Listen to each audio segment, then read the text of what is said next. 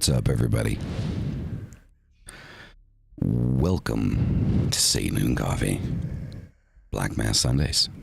Sunday Black Mass. However you are most comfortable saying it. Both work.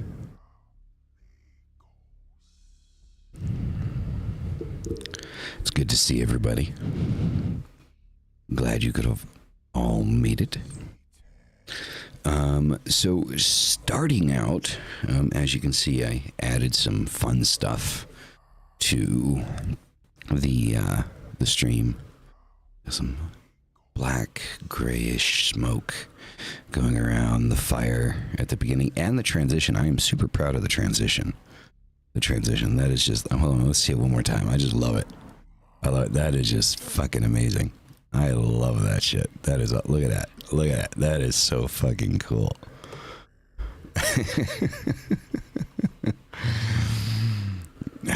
So, this chant was made specifically for me, from a friend of mine, Behemoth X.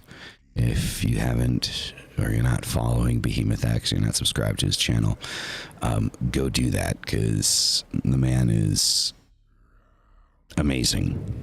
But yeah, so this particular chant was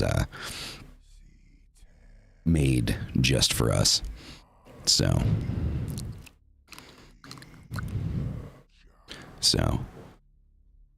well, why thank you. I'm flattered, Highland. So yeah, so that's where this chant comes from.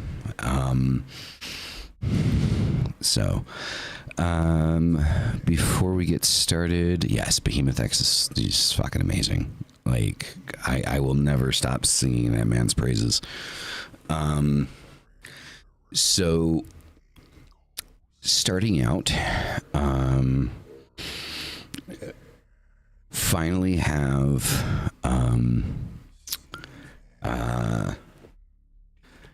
the mugs. The mugs are out. So I'm gonna show those off to you guys really quick. Okay. So we got a few different mugs here. So we're actually gonna go to an Apocrypha scene here real quick, just so I can show this to you. Okay. So 1 second. All right. So here we go.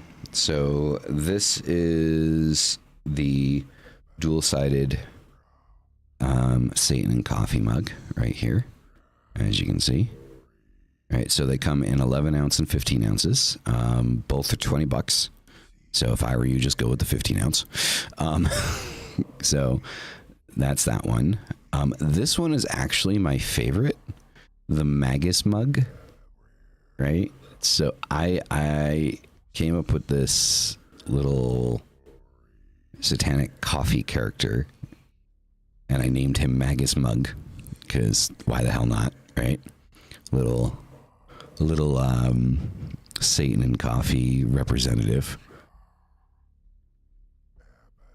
No, he doesn't have it on his channel. He made it for us. So he made it and then sent it directly to me. So it's a custom. It's a custom chant. So yeah, so this is no, it's not on Behemoth's channel. He made it just for me.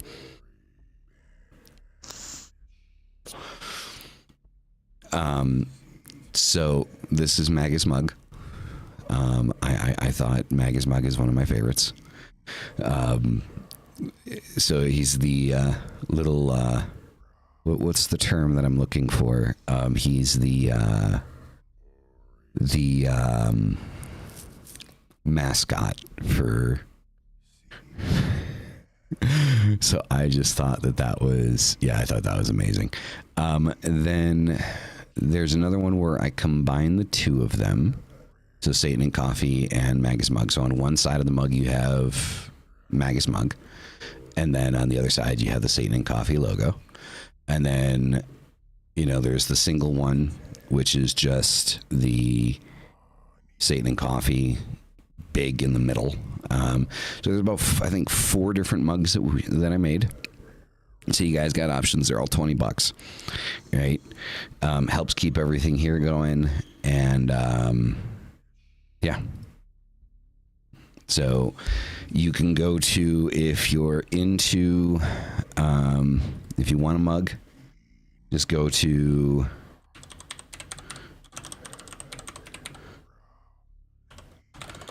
threadsforthedead.com. Okay.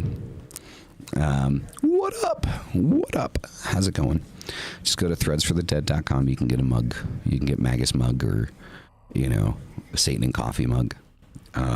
It seemed appropriate to make mugs because it's Satan and Coffee. So I'm actually looking into actually making coffee. Satan and Coffee branded coffee. So if you guys are into coffee, that's going to be a thing.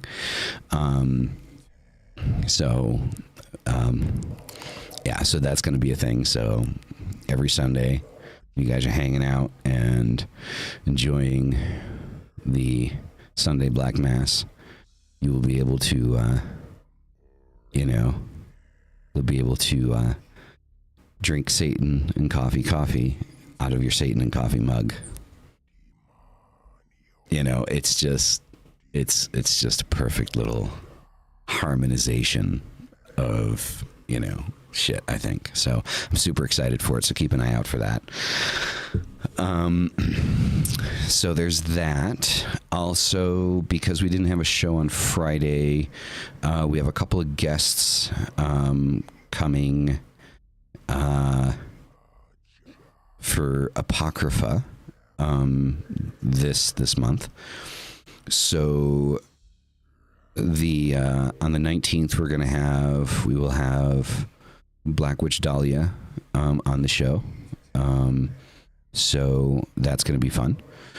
And then still waiting for date confirmation, but either this month or next month we should be having, bear with me here, I want to make sure I get the name right.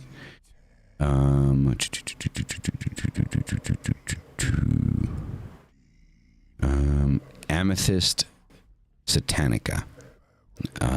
So either after that or before.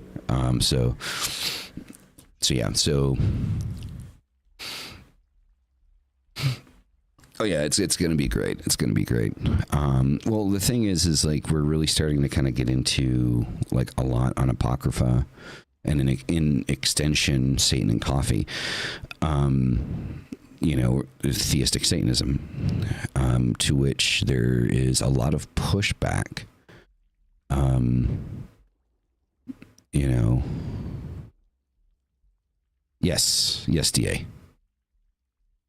Yeah, she's agreed to be on the show. So she'll be on the show at some point. We're just waiting for confirmation is all. On the day. So yeah, so a couple new guests, and the thing is I'm specifically looking for like theistic Satanists because we seem to be getting a lot of pushback onto whether or not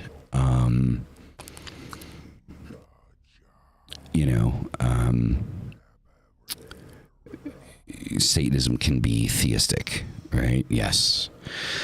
So to start out, as we always do, okay, hail Satan, hail Lilith, hail Lucifer, hail Paimon, hail Baphomet, hail thyself.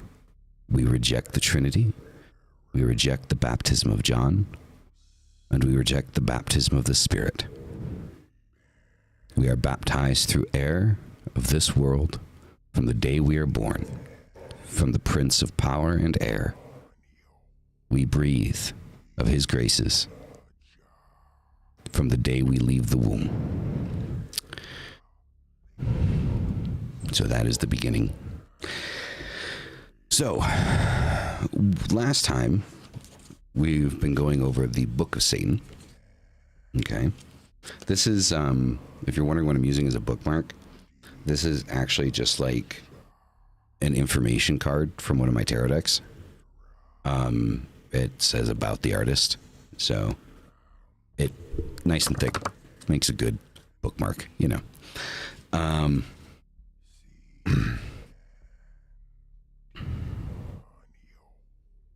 So if I remember correctly, as we're going through it, we're going through the Book of Satan. I believe we got up to, I believe, number 6, right? In the Book of Satan, right? So part 1, line 6 is the last one that we went over. So, number 7 is probably one of my favorite ones in this. Okay, so, no falsehood shall be a truth to me. No stifling dogma shall encramp my pen. Sorry. I'm beginning to realize that I need reading glasses. I'm just procrastinating going to the eye doctor. My eyes aren't what they used to be. Age is starting to kick my ass. So this I really like. So no falsehood shall be a truth to me. So what is defined as falsehood? What is defined as truth? I mean, in all reality, that is, you know, you're afraid of going to hell? My son, I would not be afraid of going to hell. That's where all the cool people are. And for all intensive purposes, if you really break it down, we're technically already in hell. So, yeah, if hell is an actual place, that is definitely where I want to go. Right? Because it is not going to be what the church has depicted it to be. All right? So, it's a win-win, right? So, falsehood and truth. So, even though we're spiritual and theistic, right? A penthouse overlooking a lake of fire, kicking it with...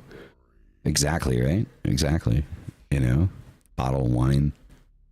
You know? Forever indulgent. You know?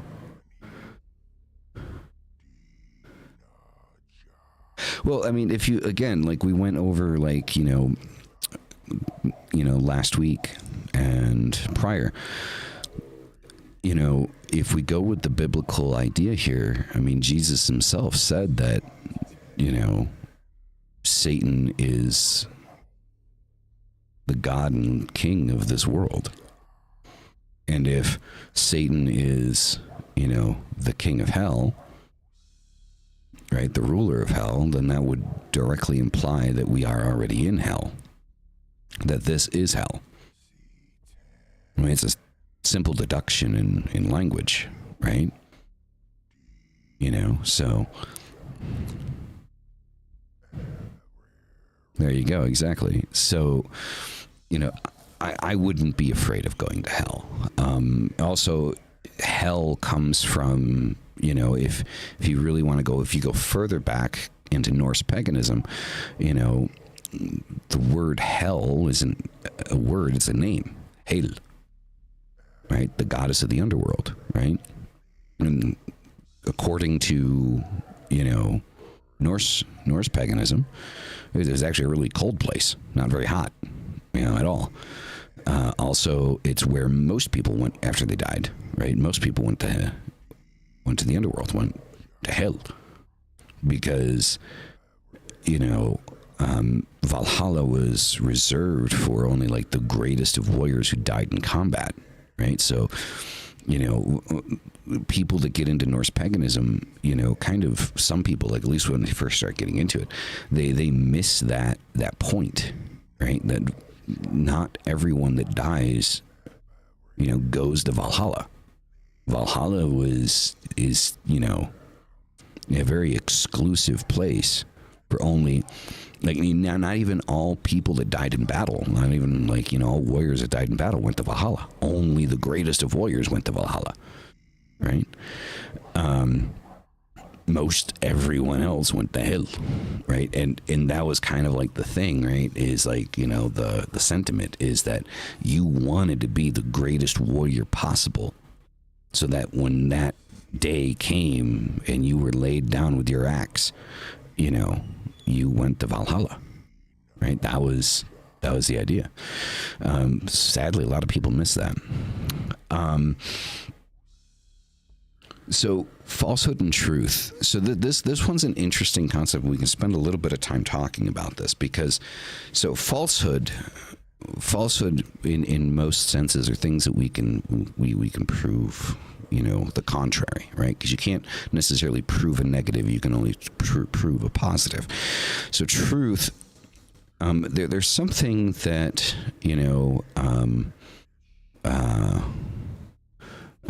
deGrasse Tyson said, right? Neil deGrasse Tyson said that I very much agree with. So there are three main types of truth, right? There's objective truth, which is, it is the truth whether you like it to be or not. That is the objective truth. So we have, in our day-to-day, we are surrounded by objective truth, right? That it is true for everyone, regardless of whether or not you are, like, in accordance with it. It doesn't care about how you feel about it.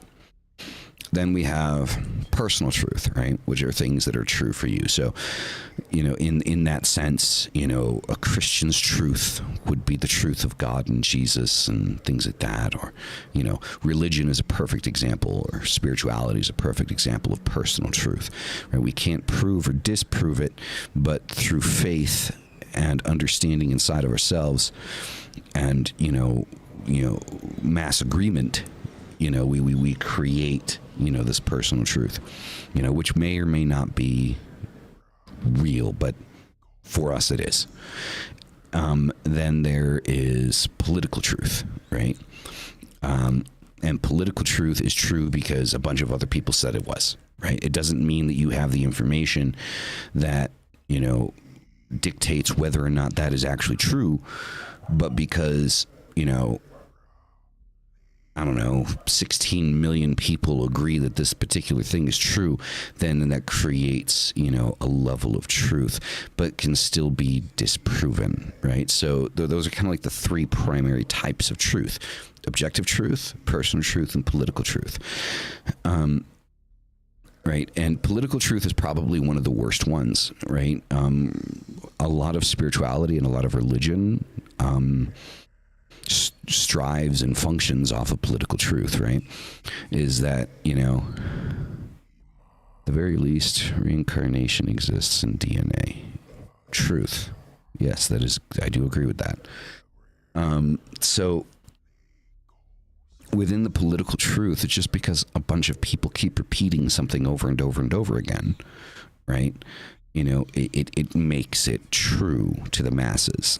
Okay, so political truth is actually one of the most dangerous truths because you can have something that isn't actually true, right? And people believe it because, whether it be an organization or a person or a government or whatever, they keep repeating the same thing over and over again. It makes it true, and it can really kind of manipulate people into different directions, right? And this is where we kind of have to take bits and pieces off of these three branches here off of this tree, into incorporating it into ourselves. So we have our objective truths, and I feel that the sooner that we kind of like accept these few specific objective truths that exist, and I'm not going to sit here and tell you what I think those are, but, you can figure it out for yourself.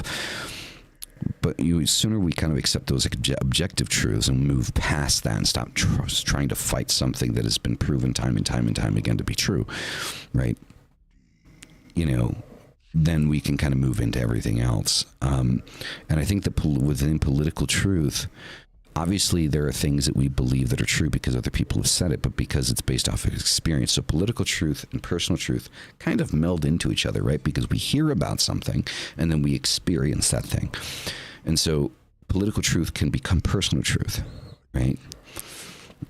And inside of, theism, okay, into the belief of a higher power, something greater than ourselves, our personal truth in this place is the most important, right? And so a falsehood inside of personal truth is something that contradicts our personal truth.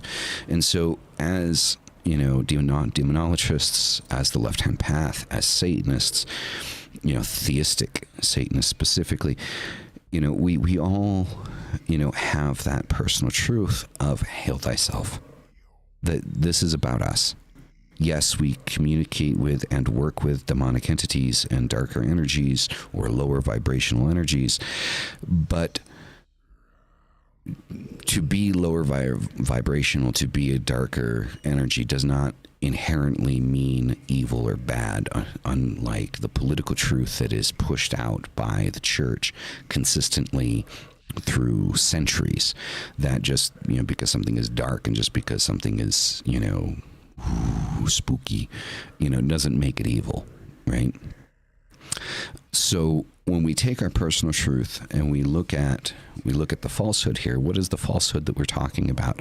So the falsehood that we're talking about, okay, is the idea that for living an indulgent lifestyle and being, a part of, what we want to be, in wanting to enjoy life, right, around us and everything like that, that makes us bad, right? Because we're not living a Christ-like life.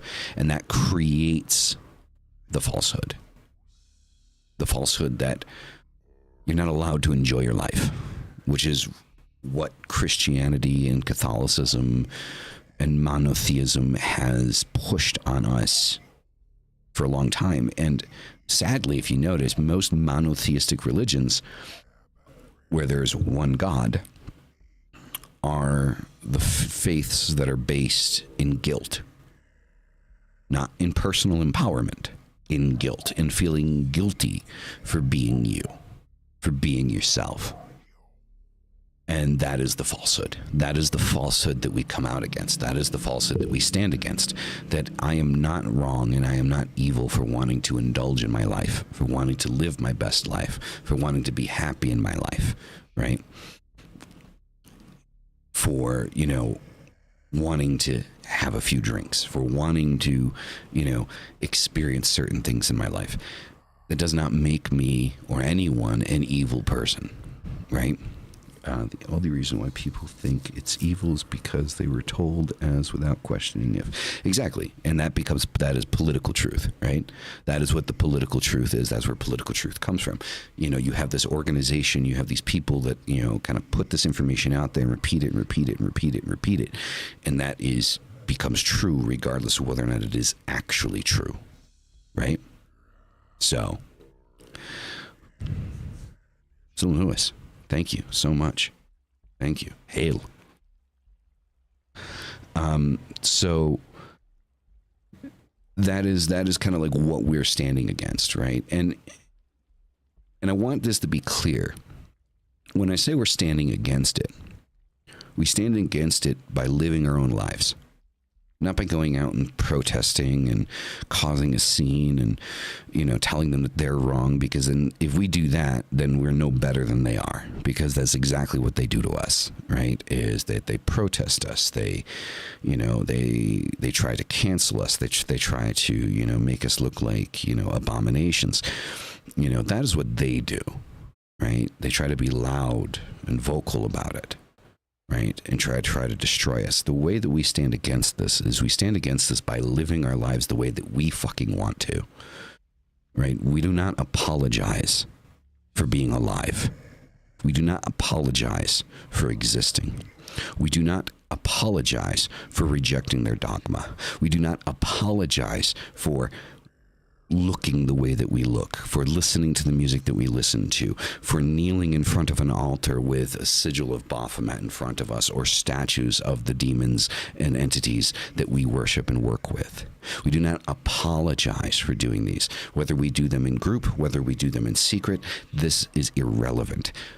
The way that we stand against this is by living and existing and not apologizing for that existence. I am not sorry that I am who I am. I am not sorry that aspects of who I am scare you. That says more about you than it does about me. Simple. End of story. There is no argument. There is no war. It's that simple. The only time that I become visibly enraged and become vocal about these types of things is when I feel, listening to some of the things that are said by some of these people and the amount of people that follow them, that it could potentially invoke violence against people that are doing nothing but trying to live their life. That is the only time. This is why I stood against Melinda. This is why I stood against many other preacher type people, these evangelical types, right? Which I call evangelical extremists. The reason that I became vocal against these people was not because I wanted attention or because I wanted to, create a statement,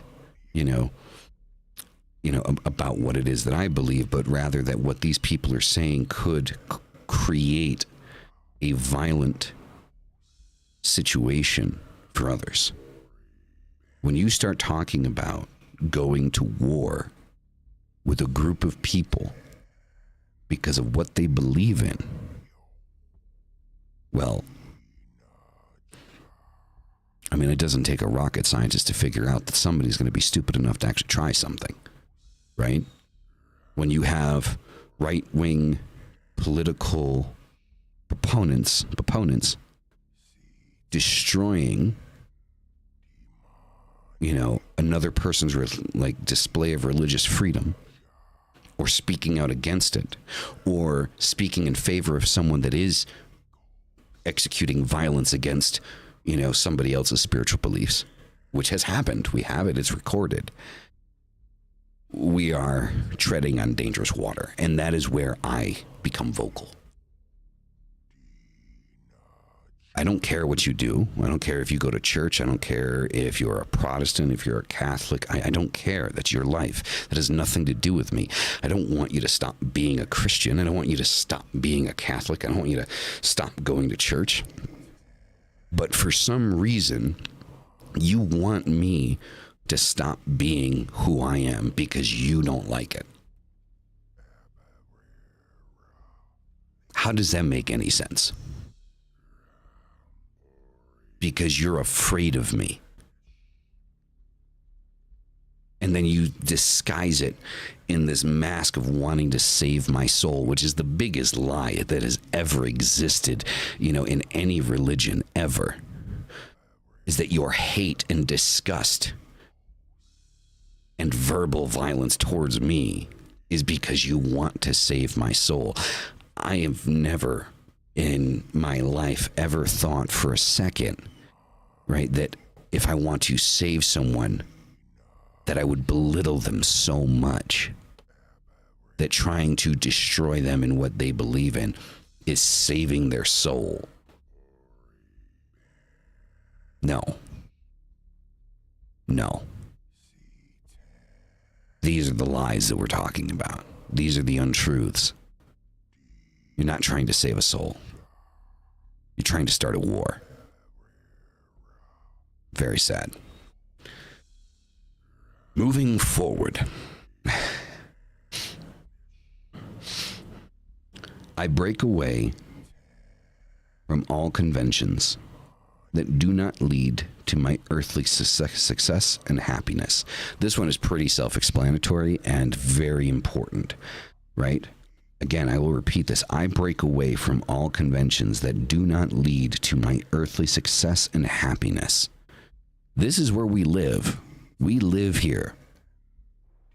I don't know what's going to happen when we die. I don't know. I don't pretend to know where we're going to go when we die. I have my own personal truth about that.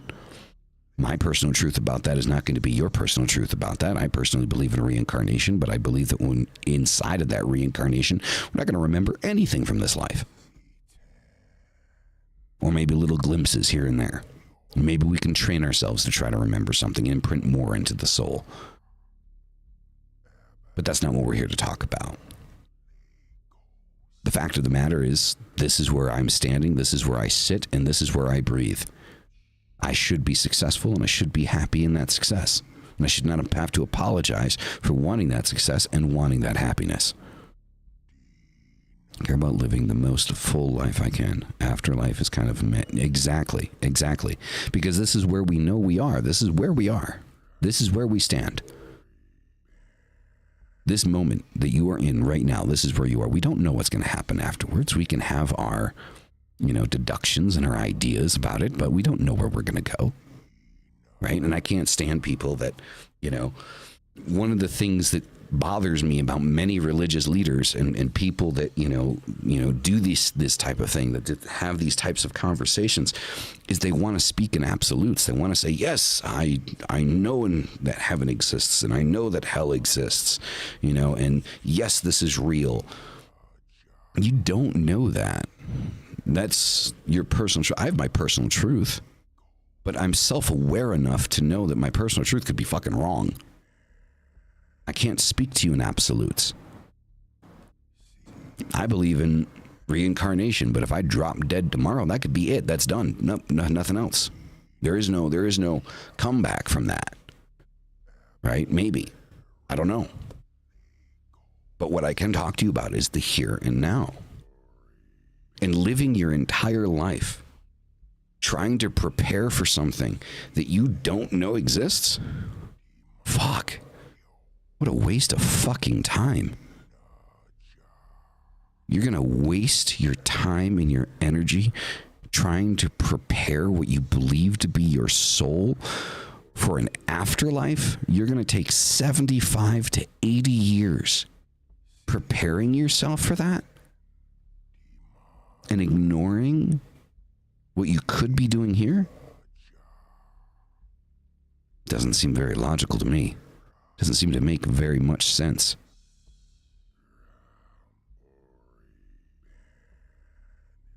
I don't agree with that. If somebody wants to live that way, I am no one to tell them not to. But if you're here watching this today, it's because you feel the way that I feel. And that trying to prepare your life for an afterlife doesn't make any sense. It's a waste of time. It really is. It's like those people that tell you, it's a little off the beaten spiritual path here, but I know quite a few people that fully believe that if someone else isn't paying you a paycheck, you don't have a job. That they look at people that are trying to start their own businesses. There's these types of people that only see the success of other people and think that the moment that you start a business, you need to be at that level. They don't take into consideration the steps that are required in order to build up to that level and become that. So when they look at somebody that says, yeah, I'm starting my own business, they chuckle and they laugh and they look at you and say, no, you don't even have a job. Entrepreneurship is work. It's actually significantly more work because you are in that position where you don't know if you're going to get a paycheck, if you're going to make a profit, and there are sacrifices that need to be made in order to build that business, right? It's the same thing we're looking at in this particular type of situation, right? We're looking at people that basically say that if you don't believe 100%, right, of what's coming after, then what are you doing in life? I am not living my life for when I die. I'm living my life to live it, to be alive, to enjoy the moments that exist while I'm awake and moving and fucking breathing. So yes, in complete agreement, I break away from all conventions that do not lead to my earthly success and happiness.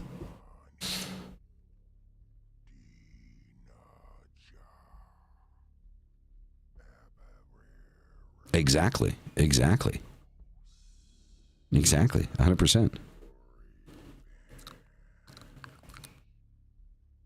So it's, yeah, I mean, so many people, I've known so many people that are like that, and it's surprising to me.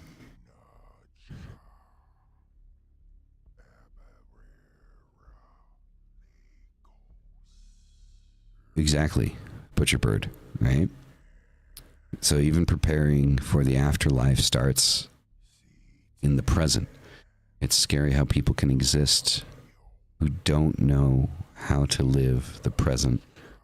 They just exist. Exactly. Well, I mean, I've always defined, I've always said personally, again, this is more of a personal truth, is I believe that there are two types of people.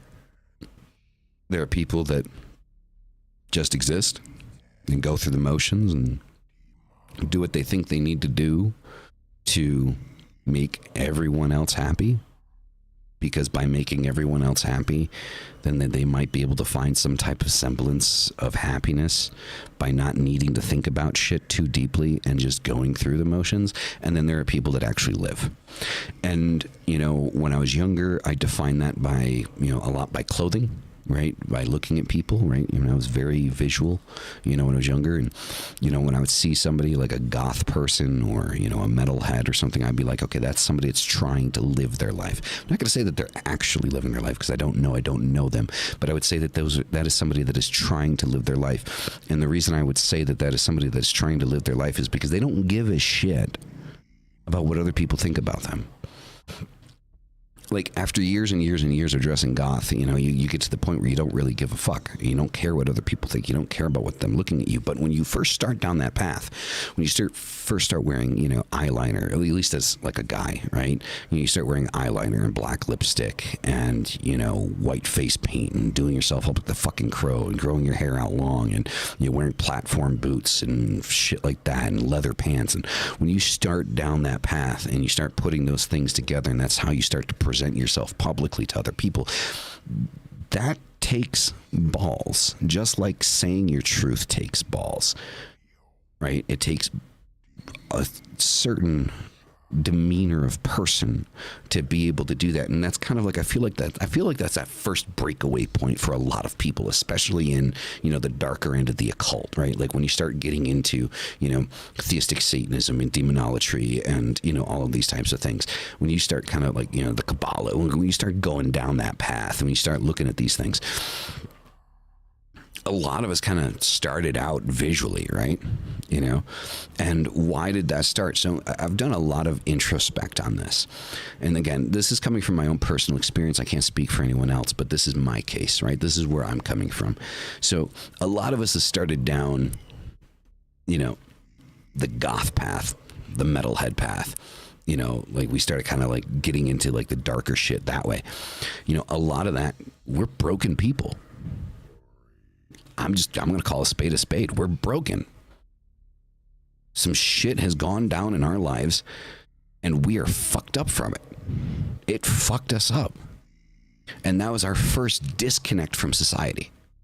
That was our first moment where we said, fuck this shit. I don't want anything to do with this. I don't want to be a part of this. If this is society, if this is what is accepted, if this is what is normal, I want nothing to do with it. I don't want to be connected to this. And so what do? We find the loudest way to say fuck you to everybody around us. And it gets weird when you first start going down that path. I remember I enjoyed it to a certain extent, or learned to enjoy it. But when I first started dressing, outside of what was considered, conventionally acceptable. It took a lot to keep doing that, despite the comments. And, I would have people, I remember, a couple of situations when I was younger, when I was in high school, walking down the street, people driving by in their pickup trucks and trying to throw fucking drinks at me and shit, just because I dress differently. And then that grows and that moves, and then that goes into other things. And then some of us, that's where we stay. Others, we go deeper. And again, this is my experience, right? Like, I can't say that this is somebody else's experience. If somebody can relate to this, then, awesome. I'm glad that you can relate. If not, if this isn't your case, then, that's fine as well. But for me, I had that introduction to the occult at a young age, with witchcraft and Wicca and things like that. And then that very quickly followed the same path, right? That very quickly, I think I called myself Wiccan for maybe like a year. Like maybe a year. Like I considered myself Wiccan for like a year. And what drove me was the search for something older. Like I wanted to reach the source. And I hated the fact that it was called New Age, right? And like when you get down to the history of Wicca, it was set up like, in the 1960s, 1970s, right around the time Satanism was set up, right?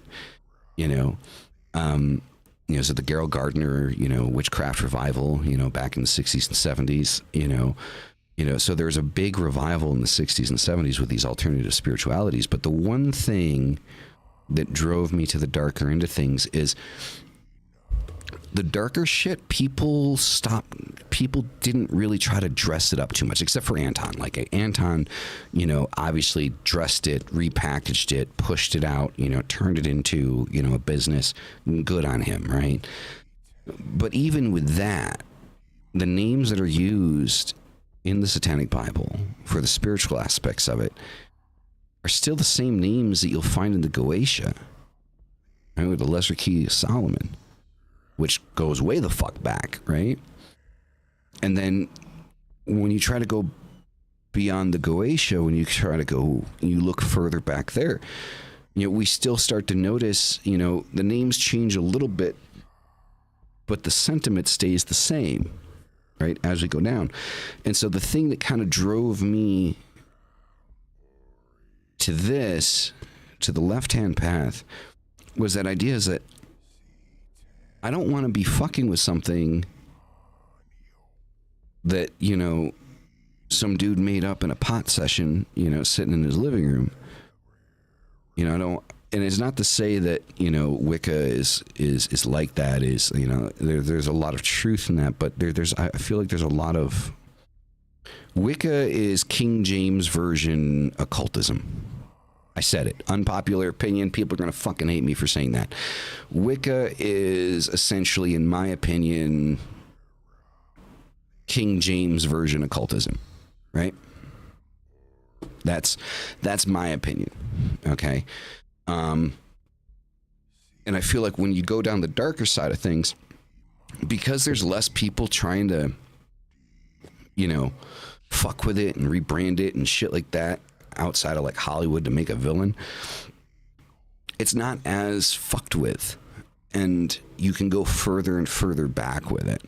And that's what kind of brought me into that, right? So our direction when we get into this is to disconnect from the bullshit that's around us, to disconnect from Catholicism, to disconnect from Christianity, to disconnect from, conventional societal norms. Not to say that we're against society or we're fucking anarchists. That's not the point. But the point is that what is there doesn't work. It didn't work. We were damaged by it. And it didn't protect us the way that it was supposed to. And so we found another way to do it. The darkness led me to... And bring... That's amazing. That's amazing. Like, I mean, all of our paths, and this is the beautiful thing about the occult, right? And especially, you know, what we're getting into here is that there are different stories that bring us to the same place or a similar place or a similar mindset. Everyone has their own story. Everyone has the way that they found it and the way that they grew inside of it. And then the way they grew out of it. And when I say grow out of it, isn't not that you stopped doing it, but you grew out of finding truth in someone else's words. And you found your own path. You blazed the trail. You know, so good on you. If you're blazing your own trail, fucking do it. Let's keep going.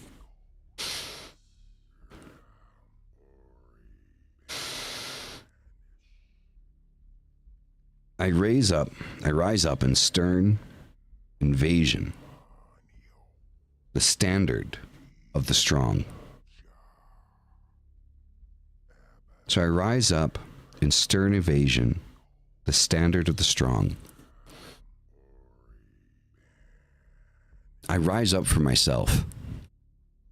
I rise up for what it is that I believe in. I rise up for my life. And if you fit into that circle of my life,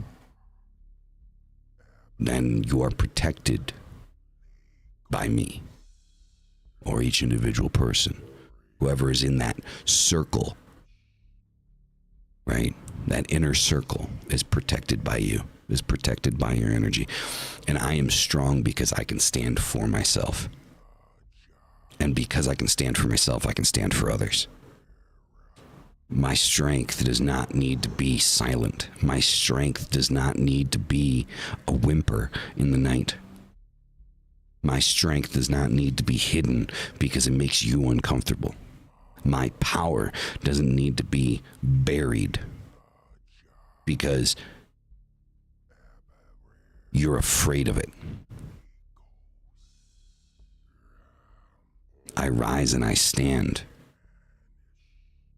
in my power, with my power. I gaze into the glassy eye of your fearsome Jehovah and pluck him by the beard.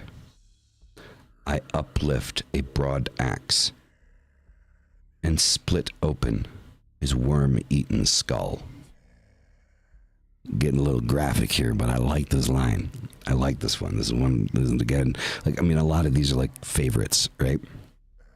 I'll repeat. I gaze into the glassy eye of your fearsome Jehovah and pluck him by the beard. I uplift a broad axe and split open his worm-eaten skull. And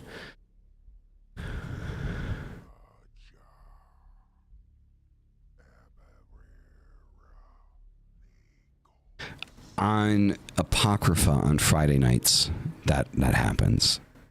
Like we've multiple times we've asked people in the audience if they could just pop in, if they wanted to pop in, but nobody's wanted to. This one's a little bit of different format, right? It's not so much a conversation, rather it is than me just kind of giving my ideas and my opinions. But definitely on Fridays, yeah. So what I like about this is, so obviously most people are going to take this quite literally, right? They're going to look at this and be like, oh my God, he's talking about, cracking open Jesus's skull. My goodness. Why would he talk about that? Well, it's, in my opinion, this is more representative of breaking away from that guilt. And that's the biggest problem with Catholicism and Christianity is the guilt. Right? I need to be guilty for being me. But just like at the beginning of the show, right? So at the beginning of the show, we have, our opening, hail thyself. We reject the Trinity. We reject the baptism of John. We reject the baptism of the Spirit. And by saying that every Sunday, and I specifically chose Sunday not just to be ironic, but because this is when everyone's in church, right? Usually between 10 to 12, most people are in church.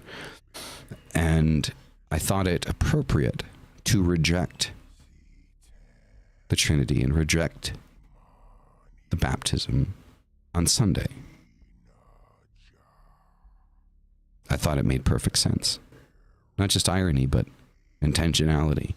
Ironic intentionality. Right?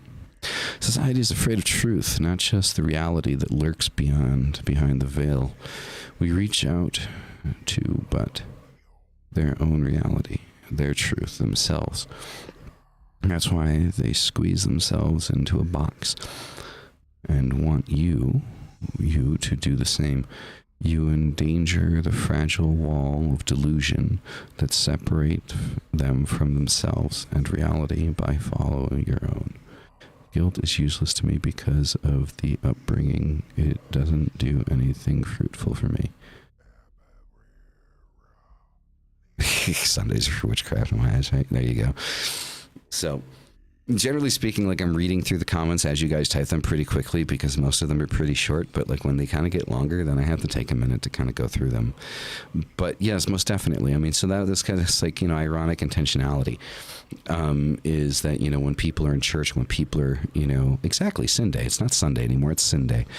When people, are in church and worshiping God and being, hypocrites, which is another big problem that I've had with Christianity and Catholicism and the Judeo-Christian mindset, is that, in my personal opinion, like most of them, Mark 5 excluded, if Mark 5 sees this, I'm not talking about you, Mark, but most are hypocrites. They ask for forgiveness, they ask for this, they ask for that, they ask for forgiveness for, the things that they've done. And then they go home that night and do the same thing all over again. It was like I said, like I always looked at it as somebody wearing, like, putting on a show for everyone around them. Wear your Sunday best, right? Put on your best clothing, your most expensive clothing, so you can sit there and you can compare yourself to everybody else that's sitting inside the pews, right? And either feel superior or feel like shit because you're not wearing the Chanel or Dolce & Gabbana or whatever the hell it is that, the richest person in the room is wearing.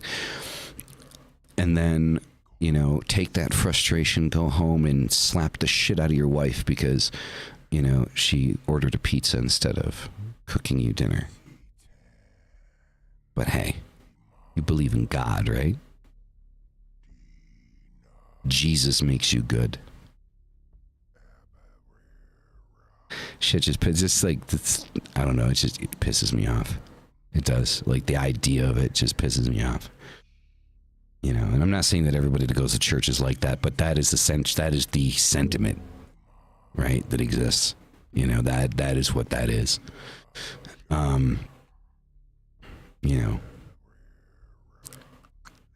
Beat your kids because they didn't take the garbage out. Slap the shit out of your wife because she didn't cook dinner. But hey, I went to church on Sunday, so yeah, my sins are forgiven. I haven't vaped this entire time. Now I need to vape. The hypocrisy is the thing that just like, oof, that just irritates me. So, I blast out the ghastly contents of philosophically witted sploochers and laugh with sardonic wrath. Right?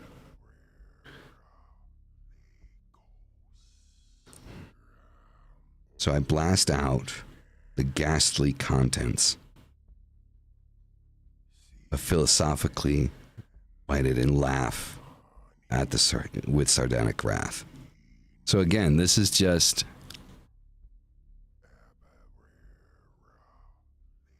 being yourself, accepting who you are. These philosophies, these ideas of being guilty about being who you are. right? About living the Christ-like life by taking every moment of your waking life and giving it over to God, giving it over to the church, preparing for an afterlife that you're not sure about, allowing yourself to sacrifice aspects of your own life, of your own self, for anything and everything else, except for yourself. Not wanting to be the best version of you and for those around you, but thinking that going to church and reading scripture and fighting against anyone that disagrees with you, break away from it.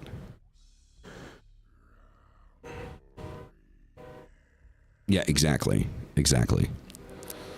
Well, the whole idea, right? The whole premise that they make is, well, he gave his life for you and your sins, so you have to give your life to him. Fuck that. Fuck that. Jesus didn't even exist. Jesus isn't real. Jesus is a fucking fantasy. Right? If you believe in Jesus, then, you should read, Little Red Riding Hood, Three Little Pigs, But, there is that, X-rated part where, the wolf eats the grandmother in Little Red Riding Hood. But, hey, it is what it is, right? But if you believe in Jesus, go for it, right? Oh.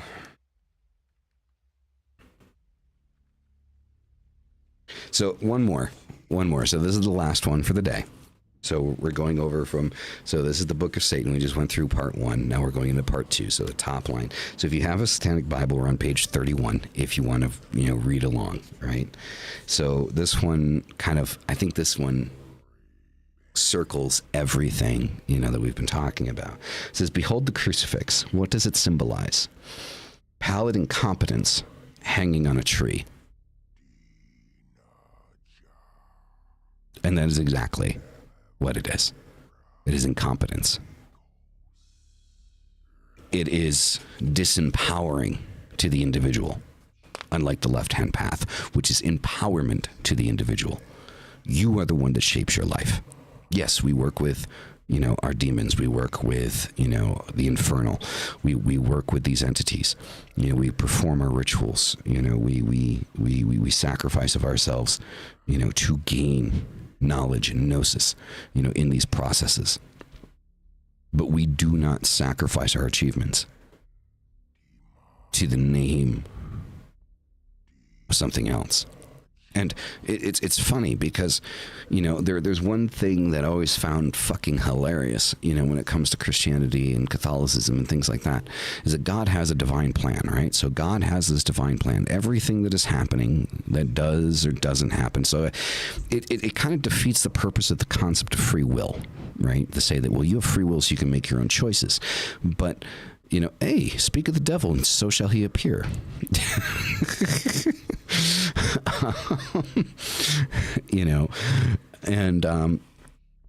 So I excluded you from my rant, Mark. I excluded you from my rant. Right, so we're talking about how shitty most Christians and Catholics are. I excluded you. I verbally excluded you from that. So the thing is like, it kind of defeats the purpose of the idea of free will, the divine plan, right? So God has a divine plan, that everything is predetermined. He has this plan that, everything is going to, separate and push away, everything, right? Because of this divine plan, right? So there's nothing that can change this. So wait a second. So God has a divine plan and everything is built around this divine plan, meaning everything that you're doing is already predetermined by God because of this divine plan. But God is the one that said that everything is going to happen before it fucking happens. But if something bad happens, it's the devil or Satan or Lucifer, not God.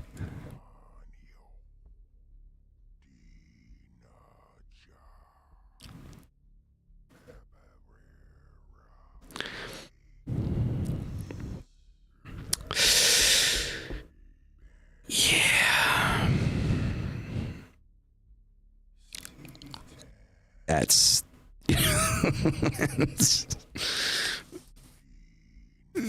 but God has a divine plan. But the devil makes all the bad things happen. The devil's the reason why rapists exist. The reason why there's war. The devil did it. But God has a divine plan.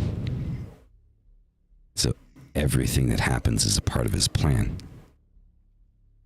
Everything that he allows, everything that he doesn't allow,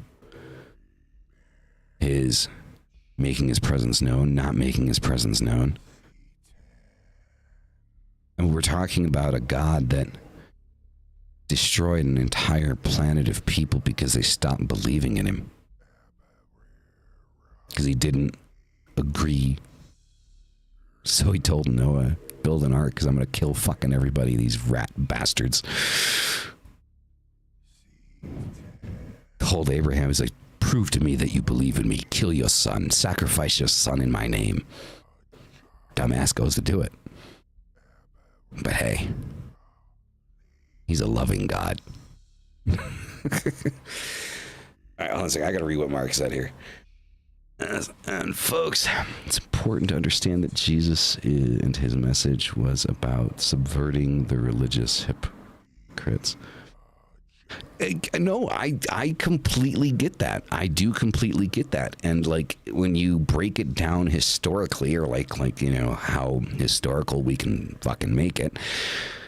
You know, yeah, I mean, because we're talking Judaism was like the primary back then, right? You know, and they were controlling everything down to like what you could wear each day, what you had to eat each day, what time you could take a shit, how the specific way you need to wipe your ass, like, you know, everything, every single moment of your day was controlled, right?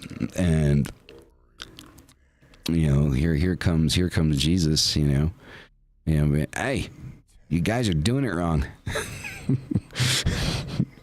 Like, lay off the gas a little bit, guys. Come on, right?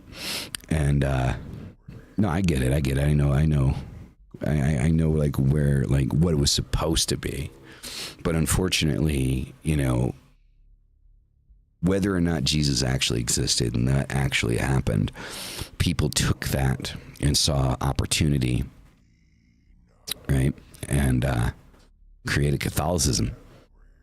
Right? Because again, for those that don't know, Catholicism, Catholic, was a political party, like Republican and Democrat, right? Today in the United States, right? Catholicism had nothing to do with religion. That was interjected later, right? And so because Christianity was just starting to kind of, you know, get the roll, and you know, this idea of Jesus and Christ and all this shit, and then it was just injected into it, right? I mean, it's a little bit more complicated than that, but essentially that's the summary of kind of where Catholicism came from. Because if you think about it, Catholicism, like, it's the only religion in the world that has its own country, right? The Vatican is a country in Rome, right? Right. So the Vatican is not a city or a municipality in Rome. No, it is a separate country with its own army, its own military, its own laws, its own everything. So, right. So it operates, you know, completely segregated from any other government entity. It is its own government. Right? It's, you know, and people completely miss it. Like, they're like, wait a minute, what? And I could be wrong about this, but I think it's like the only country in the world that operates purely off of fucking donations. Like, you know, that's how big they are, right? Like, we're not talking about a small business that runs off of donations. We're talking about an entire fucking country that runs off of just fucking donations from people every Sunday. So, anyway, everyone, that is going to be it for today. All right. Thank you very much for coming to Satan and Coffee this Sunday. Again, the mugs are on threadsforthedead.com. All right. Get yourself a Satan and Coffee mug. Soon, we will have Satan and Coffee, right? So the name is a work in progress, but we are creating our own coffee to go with your mugs. All right. So support, the show. Buy a mug. All right. Buy a mug and support the show. So I'm glad that all of you enjoyed this.